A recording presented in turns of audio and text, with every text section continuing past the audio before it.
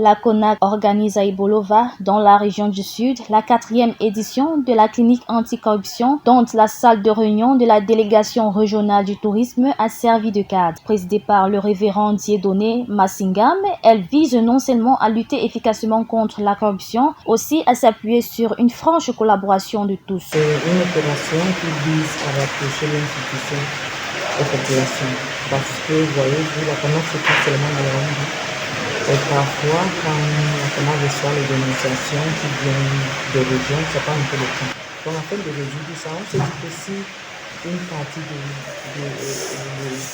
division opérationnelle de l'institution se déplace à une région et pendant une semaine, même vraiment les investigations, on peut résoudre beaucoup de problèmes en un temps. De ce fait, c'est une occasion d'éviter la montée injuste autour des communautés et des services publics. Depuis le 15 avril, la CONAC a délocalisé une partie de ses services pour ces régions et on est en train de résoudre beaucoup de problèmes. D'abord, certaines dénonciations qui étaient en instance à la CONAC, on est en train de les résoudre et puis on reçoit aussi la population qui vient.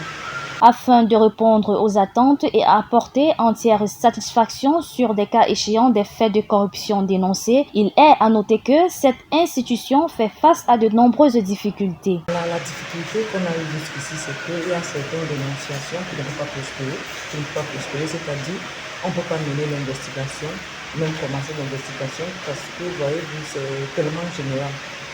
Si par exemple, quelqu'un, comme une dénonciation qu'on a reçue hier, la personne insiste de rester anonyme, mais ils disent que tous les services publics de la région de Sud sont corrompus.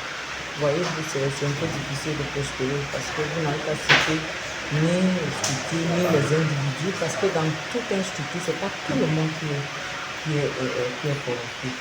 Donc, une dénonciation comme ça ne peut même pas commencer.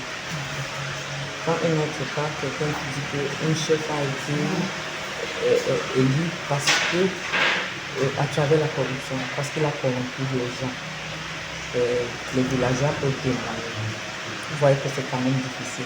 Ainsi, cette opération rentre dans la mise en exécution des résolutions d'intensification de la lutte contre la corruption instruites par le chef de l'État le 31 décembre 2023 au cours de son adresse à la nation.